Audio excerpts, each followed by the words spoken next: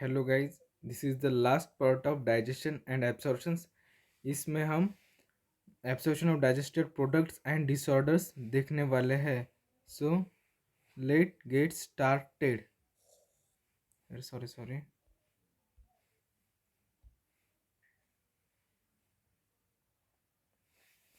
तो absorption of digested product.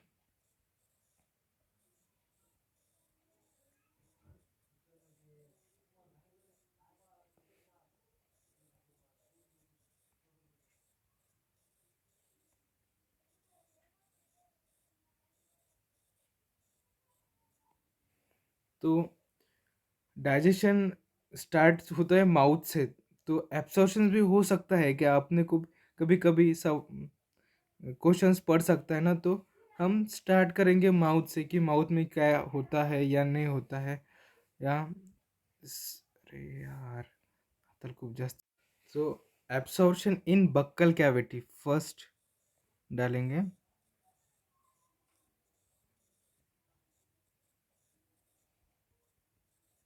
Hmm, buccal cavity. तो देखो, बक्कल कैविटी में no significant absorptions occur,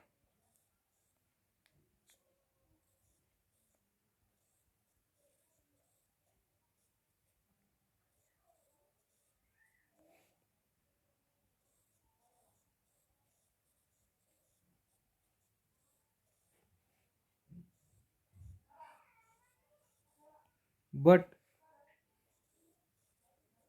some chemical,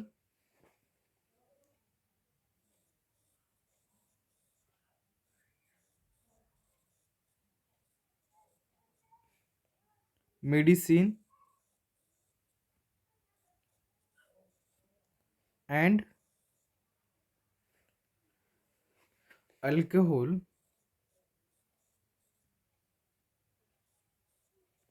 are absorbed।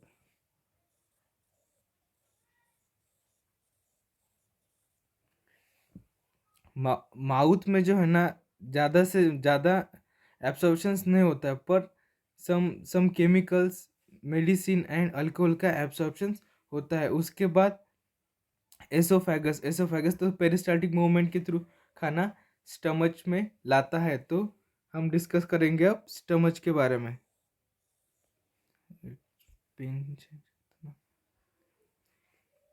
Absorption in stomach.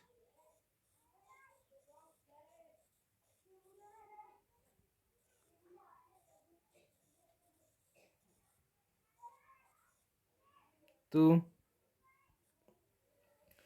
देखते हैं, देखो, मैक्सिमम एब्सॉर्प्शंस इन स्टमच। तो स्टमच में है ना, वाटर साल्ट आर एब्सॉर्ब्ड। देखो, absorption of water,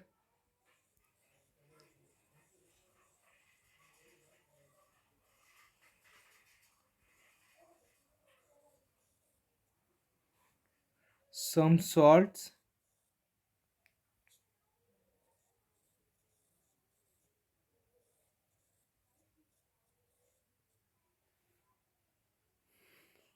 alcohol, glucose.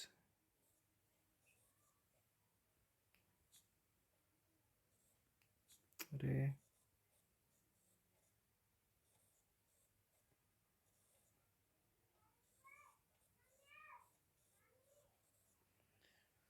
Are absorbed in stomach. Stomach में जो है ना, water, some salts, alcohol and glucose absorb होता है। And few drugs are also absorb in the stomach, that is aspirin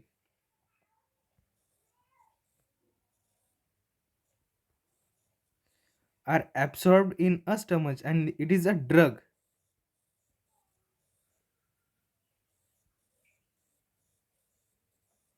absorbed in stomach।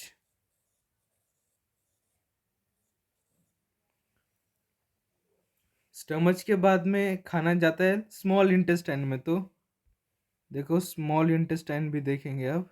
Absorption in small intestine.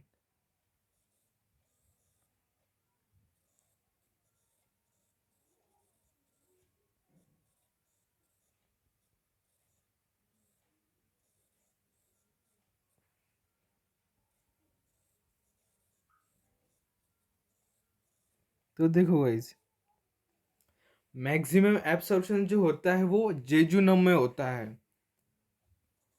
Maximum, max कहाँ पर होता है? जेजुनम में।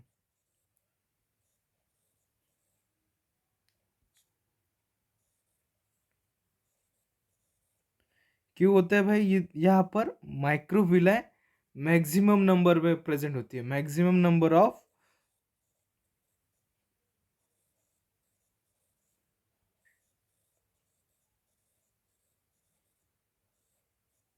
माइक्रोविलाय। इस वजह से जेजुनम में मैक्सिमम एब्सॉर्प्शन होता है। डिओडेनम में, अब जो डिओडेनम है वहां पर, डिओडेनम में भी कुछ ना कुछ तो एब्सॉर्ब होता ही होगा। तो उसमें iron and C A dipositive are absorb होता है। Iron and C A calcium are absorb in duodenum. उसके बाद इलियम में भी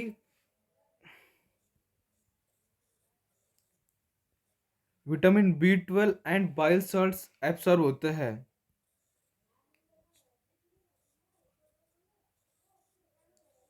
12 and bile salt are absorb.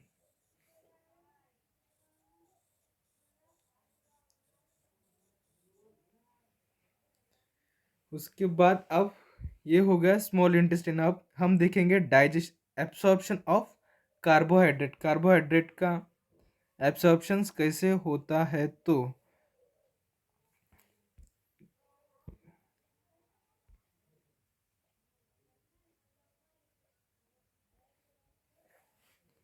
Absorption of,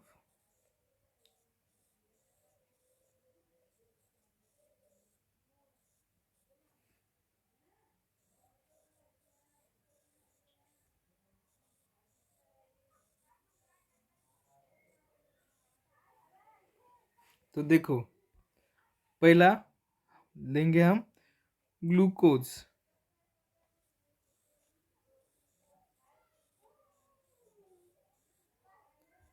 glucose जो majorly glucose is absorb by active transport. Majorly absorb by active transport.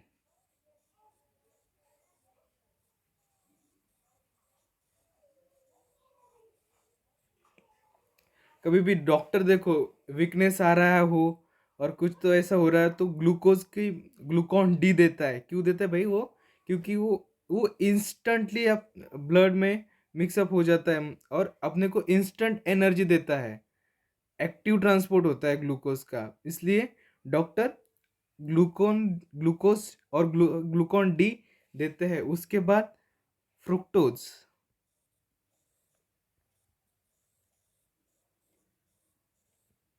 तो भाई ये फैसिलिटेटेड ट्रांसपोर्ट होता है इसका, फैसिलिटेटेड डिफ्यूजन भी बोल सकते हैं।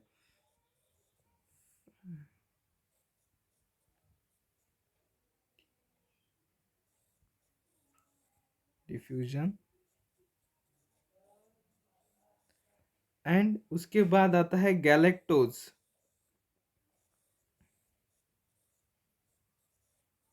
गैलेक्टोज का भी एक्टिव ट्रांसपोर्ट होता है।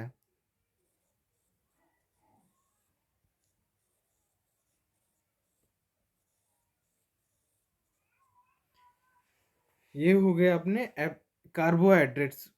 अमीनो एसिड्स आर आल्सो, और वो अमीनो एसिड भी एक्टिव ट्रांसपोर्ट के थ्रू ही एब्सॉर्ब होता है।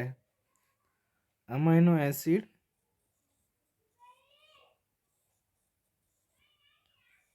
Are also absorbed by active transport.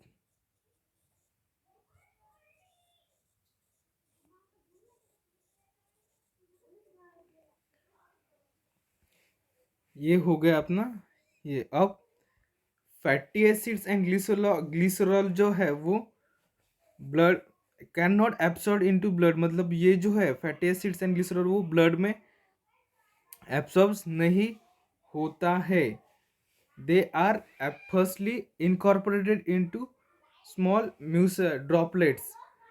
Incorporate होते हैं मतलब छोटे छोटे बन जाते हैं, और उसमें उसके बाद एक म्यूसेल बन जाता है विच move into the intestinal mucosa.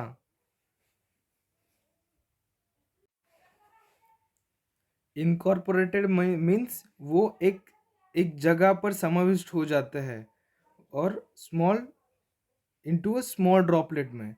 तो दे इसे हम म्यूसाइल भी कहते हैं, म्यूसेल्स भी कहते हैं। देखो, फैटी एसिड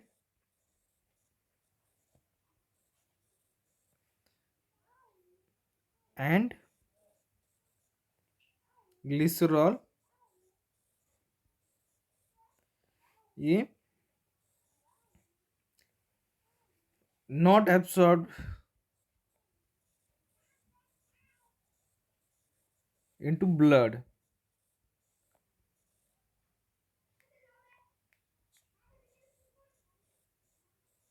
तो फिर ये क्या करते हैं, दे आर फर्स्ट इनकॉर्पोरेटेड, मतलब वो समाविष्ट हो जाते हैं into a small droplet.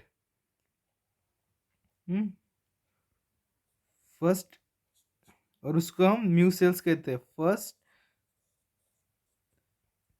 Incorporated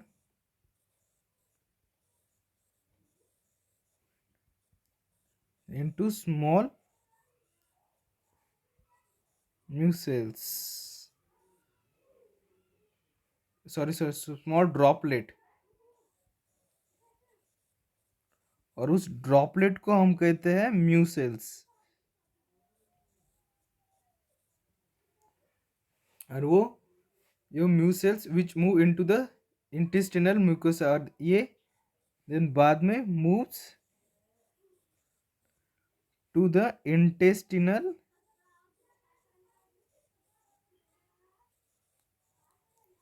mucosa में चला जाता है।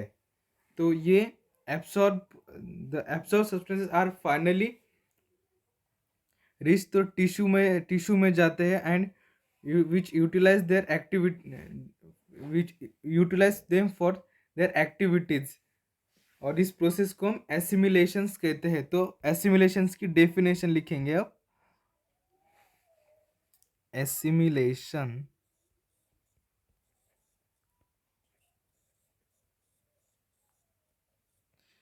The absorb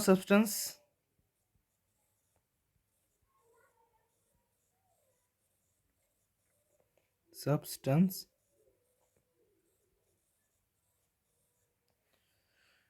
reaches to the tissue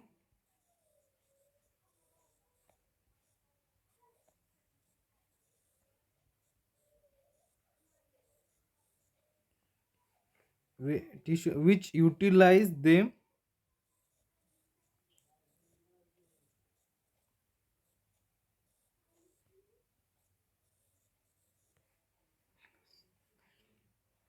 for their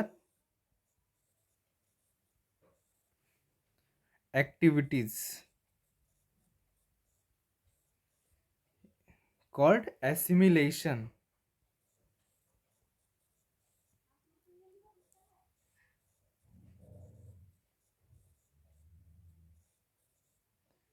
इस तरह से अपना एब्सॉर्प्शन ऑफ फूड कंप्लीट होता है। अब हम डिस्कस करेंगे डिसऑर्डर्स।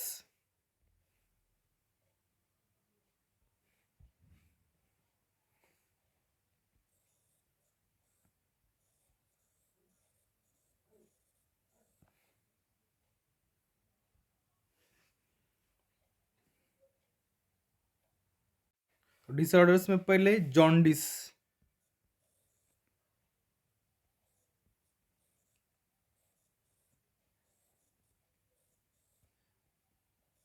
जॉन्डिस ये लीवर अफेक्ट करता है।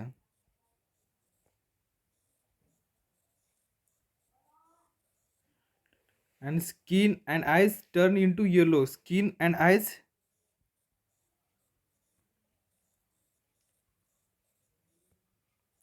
टर्न,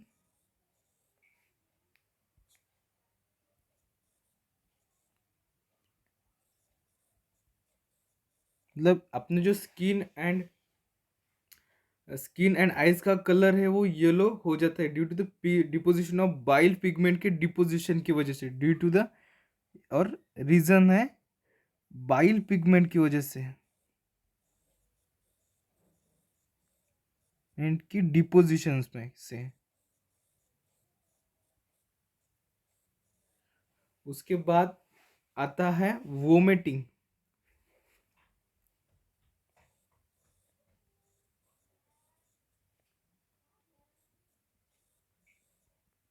तो देखो भाई, it is the ejection of stomach content through the mouth, मतलब जो अपने माउथ में, मतलब जो स्टमच में है वो माउथ के थ्रू बाहर आता है, इससे इसे हम रिवर्स पेरिस्टालसिस भी कहते हैं। और जो ये रिफ्लेक्स एक्शन होता है वो vomit centre in the medulla से होता है।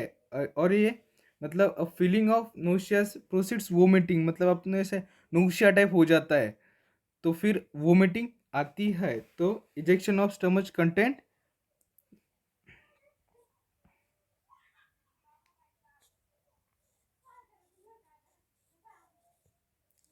Of stomach content through the mouth,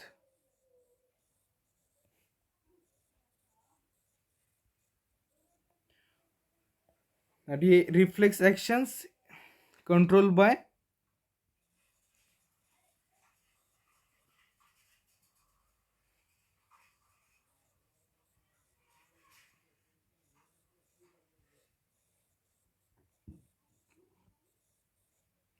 vomit centre in medulla.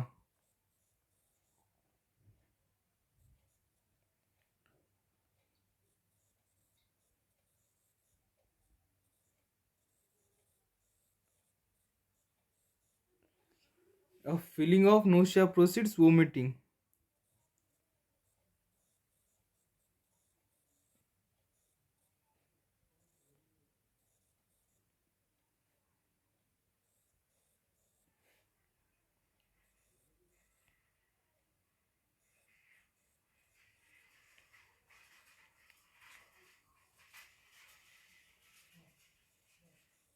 ये हो गया अपना वोमिटिंग। उसके बाद आता है डायरिया।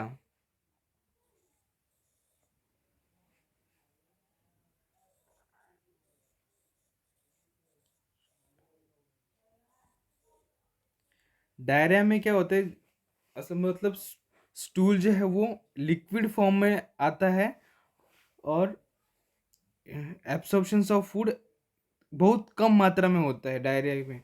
और मतलब अपने को पॉटी खूब बहुत बार जाना पड़ता है, और जो बोवेल मूवमेंट रहता है वो इन इंक्रीज होता है। उस इस वजह से वो मतलब कंटिन्यूअसली हम चले जाते हैं। तो the abnormal frequency of bowel movement important है।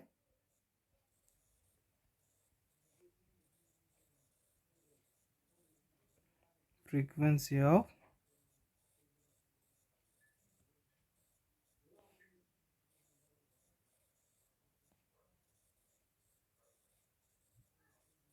बोवेल मूवमेंट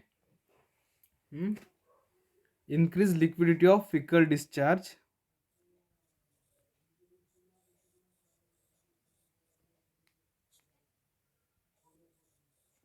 लिक्विडिटी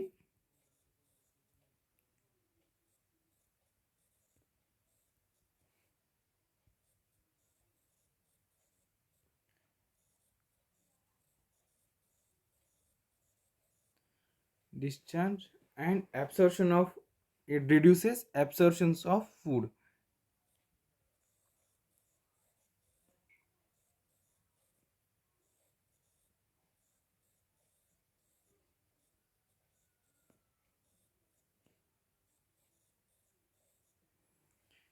ये हो गया अपना डायरिया। उसके बाद आता है कॉन्स्टिपेशन, इसके reverse.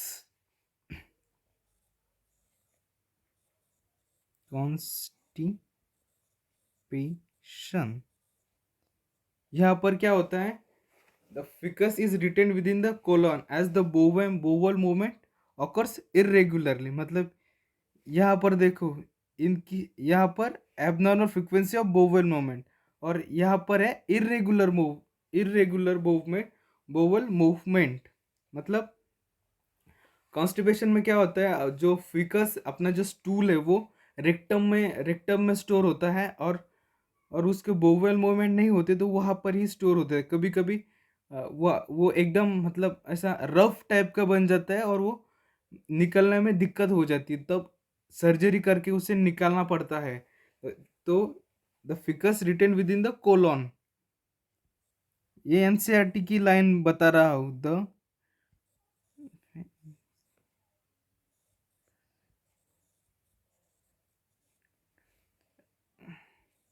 With in the colon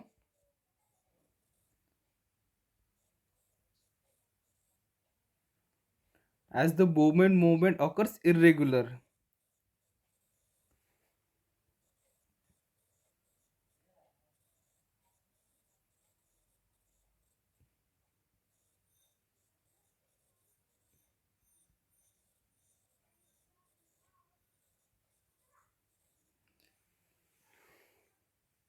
उसके बाद आता है इनडाइजेशन, अनपच बोलते हैं उसको।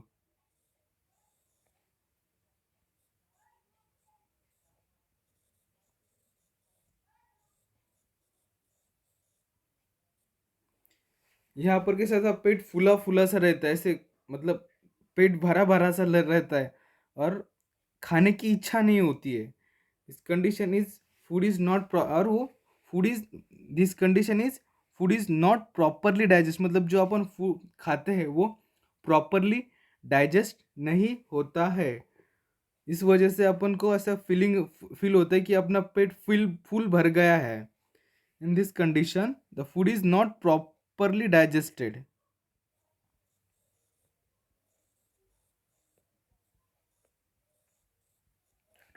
प्रॉपरली डाइजेस्टेड,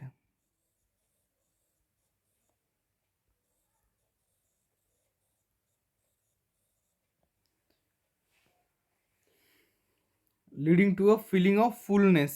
इसकी वजह से फील्स लाइक फुलनेस।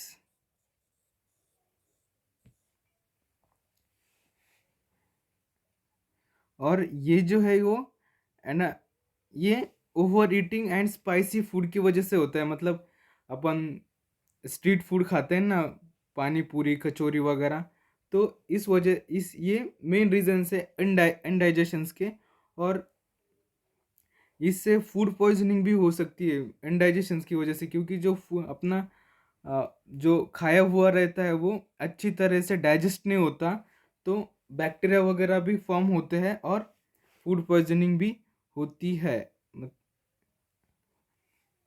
तो ये हो गया अपना इनडाइजेशन। उसके बाद न्यूट्रिशनल डिसऑर्डर्स देखेंगे दो, और ये चैप्टर खत्म।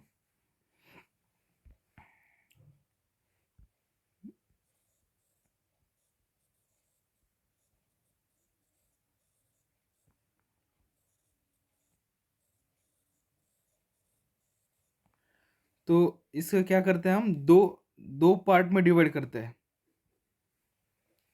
एक है क्वेश्चरकर,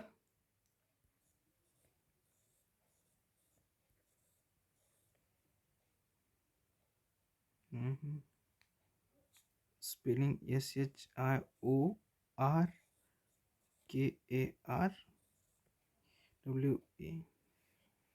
और दूसरा है मरसमस।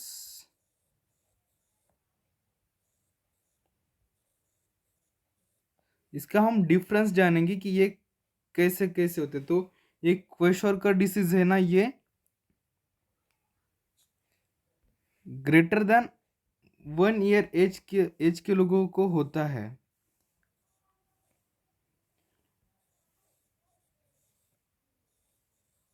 और मुरसमस जो है वो बिलो 1 ईयर एज के बच्चे को होता है।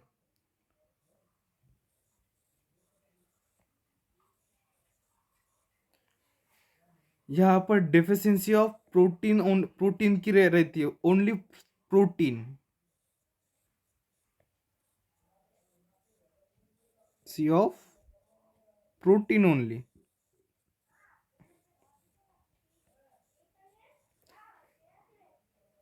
और यहाँ पर प्रोटीन एंड कैलोरीफिक डेफिशिएंसी रहती है।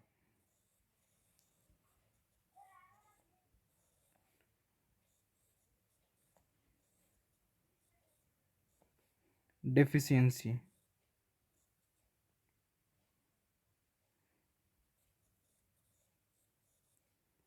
उसके बाद क्वेशोर्कर्स में पॉट बिल आती है,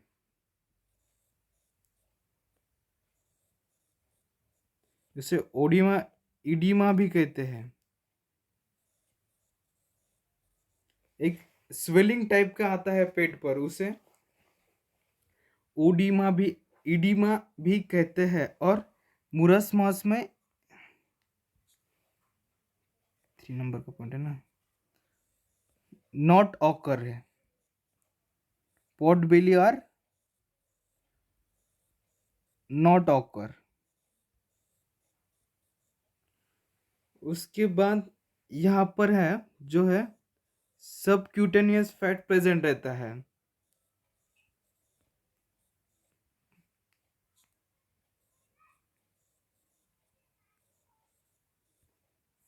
फैट आर प्रेजेंट,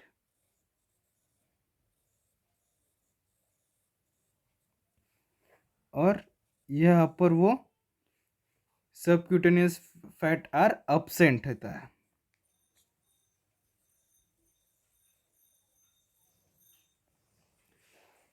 और मुरस मास के यहाँ पर स्क्रीन जो है वो व्रिंकल रहती है, ये एक पॉइंट,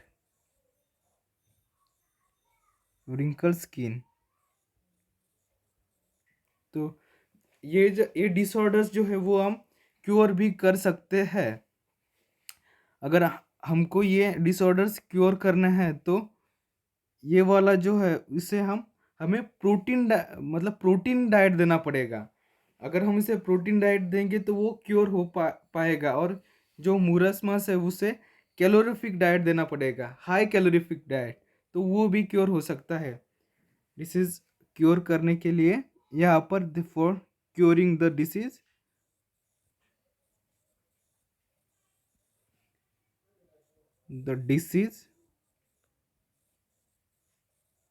we can give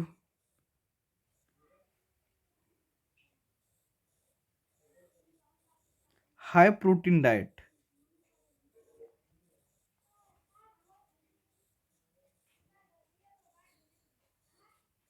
और यहाँ पर हाई कैलोरीफिक डाइट देना पड़ेगा, हाई कैलोरीफिक डाइट।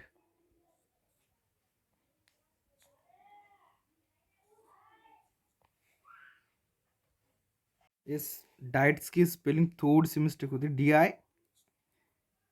DIET है। हाई कैलोरीफिक डाइट से देना पड़ेगा, तो ये क्योर हो सकते हैं। मतलब ऐसा कुछ घबराने की बात नहीं होती कि ये न्यूट्रिशनल डिसऑर्डर्स हो गए तो, पर क्योर हो सकते हैं। तो इस प्रकार डाइजेशन एंड एब्जॉर्प्शन अपना चैप्टर कंप्लीट हो गया है। इसके बारे में कुछ आपको सजेशंस हो या कुछ डाउट हो तो वो कमेंट में पूछ सकते हो, और कुछ इम्प्रूवमेंट भी करना हो तो वो भी सजेशंस दे सकते हो। Thanks for watching and enjoy your day and study hard, enjoy hard. Thanks, bye bye.